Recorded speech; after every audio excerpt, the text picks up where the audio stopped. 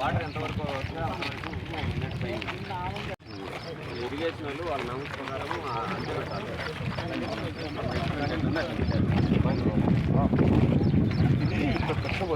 Road దెబ్బతింటుంది, మీరు ఇంటికి పోయేదానికి వసతి వస్తుంది బ్రహ్మాండంగా.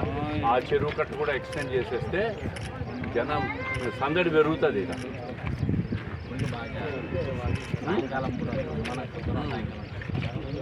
పెరుగుతారు. ఇంకా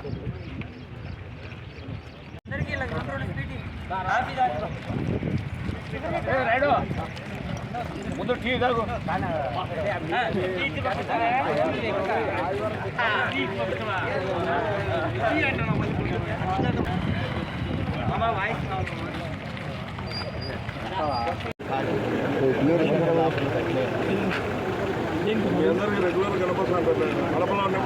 మేము కూడా వాకింగ్ రావాలి అంటే మనం ఏ కొత్త గడపని అదని ఇదని పొద్దున్నే పోతారు. చాలా టైం ఉంది, ఖచ్చితంగా వాకింగ్ అయితే రావాలి.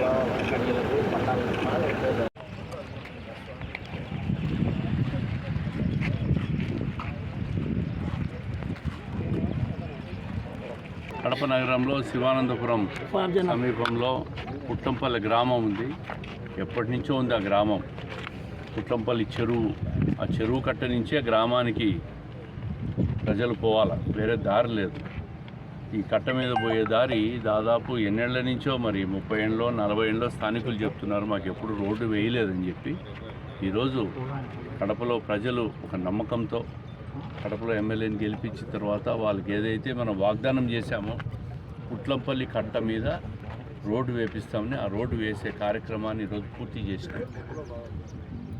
బ్రహ్మాండంగా తార్ రోడ్డు ఏర్పాటైంది, దాదాపు 2.5 కిలోమీటరు. ఒక పుట్లంపల్లి గ్రామ వాస్తవులు ఊరిపోయేదానికి సౌకర్యమే కాకుండా నగరంలో ఉన్న ప్రజలందరూ కూడా ఆహ్లాదకరంగా ఈ చెరువు కట్ట, అదేవిధంగా ఈ చెరువును పుట్లంపల్లి చెరువు, పక్కీర్పల్లి చెరువు, బుడ్డాయిపల్లి చెరువును కూడా ఇదే విధంగా అభివృద్ధి చేసి ఒక చిన్న పర్యాటక కేంద్రంగా తయారు చేసి ఆహ్లాదకరమైన వాతావరణాన్ని తయారు చేయాలనే దానికి కృషి చేస్తున్నాం. ఈరోజు చాలా మంచి రోజు.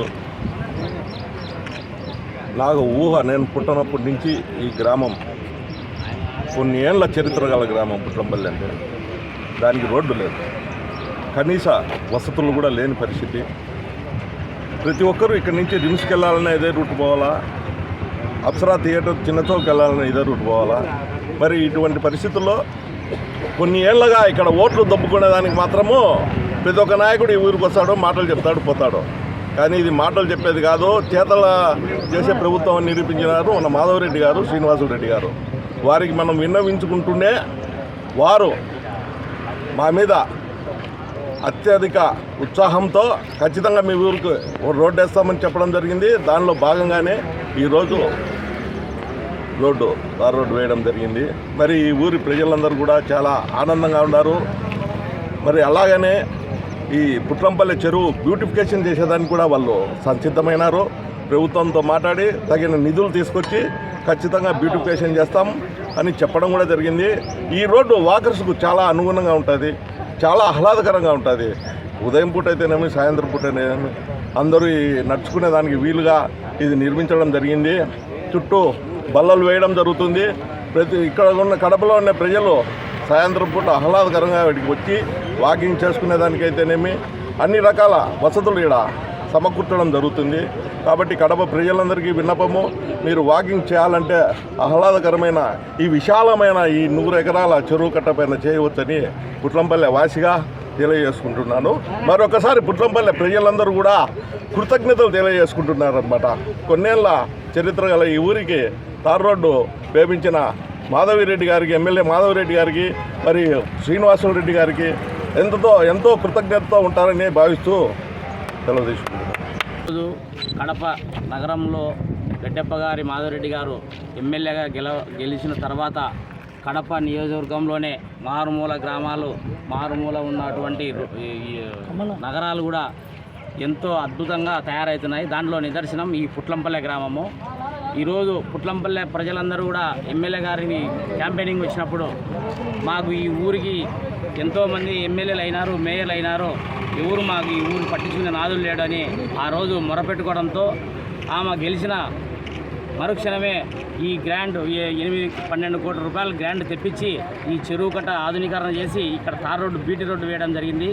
ఈ కడప అభివృద్ధి జరగాలంటే రెడ్డప్ప గారి కుటుంబం ఇంకా ఒక 10 ఏళ్ళుగా నిలబడినారంటే ఈ కడప నియోజకవర్గంలో పారిశుద్ధ్యం కానీ, ఒక రోడ్లు కానీ, ఒక మంచినీటి సరఫరా కానీ, ఈరోజు 3 రోజులకు 4 రోజులకు వచ్చినటువంటి వాటర్ కూడా అదే పనిగా అసెంబ్లీలో మాట్లాడి ఈరోజు శాంక్షన్ అయ్యి మనకు ఇక్కడ కడపకు సోమశేల నుంచి త్రాగునీటి సమస్య కూడా త్వరలో తీరబోతుంది, శాంక్షన్ అయిన అన్నీ కూడా. కాబట్టి ఇటువంటి ఎమ్మెల్యేను మళ్ళీ కూడా మనం ఒక 2 దశాబ్దాలుగా ఎన్నుకోవాలని కోరుకుంటున్నాం.